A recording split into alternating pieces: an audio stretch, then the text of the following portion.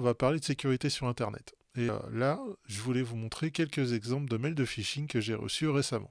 Si vous ne savez pas ce qu'est un mail de phishing, bon, en fait c'est assez simple, c'est un mail qui est envoyé par un pirate qui essaye de se faire passer pour quelqu'un d'autre pour récupérer vos données.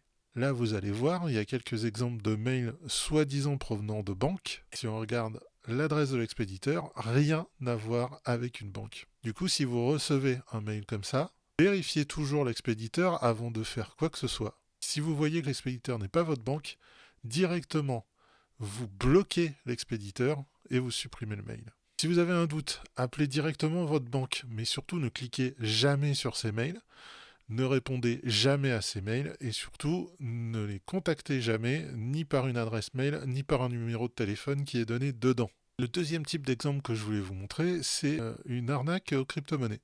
Là, vous voyez, c'est un portefeuille de crypto-monnaies. Et on est en train de me dire que sur ce portefeuille, une action est en cours où on vend mes crypto-monnaies.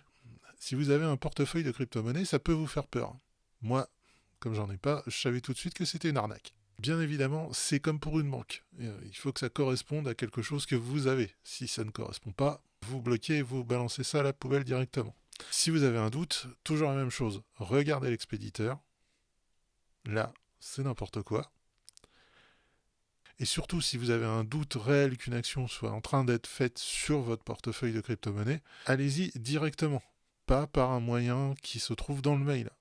Ne cliquez pas sur un lien, n'appelez pas un numéro de téléphone, n'envoyez pas un mail à un contact qui est donné dans un mail sur lequel vous avez des doutes. Et je dirais même, ayez des doutes sur à peu près tous les mails que vous recevez. Là, vous voyez, ces exemples, ce sont des mails qui essayent de jouer sur votre peur qu'on vous vole votre argent. Et justement, ils sont faits pour voler votre argent derrière.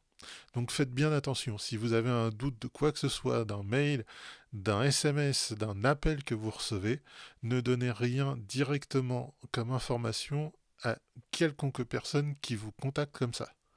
Soit vous allez directement à votre banque, soit vous les contactez par vos propres moyens, mais ne faites jamais confiance à quelqu'un qui vous appelle et qui vous envoie un SMS et qui vous envoie un mail et qui vous dit qu'il est votre banquier. La sécurité des mails, finalement, c'est un peu comme quand on était petit, faites pas confiance aux inconnus. Voilà, c'est tout pour aujourd'hui. Je vous retrouve bientôt et d'ici là, portez-vous bien.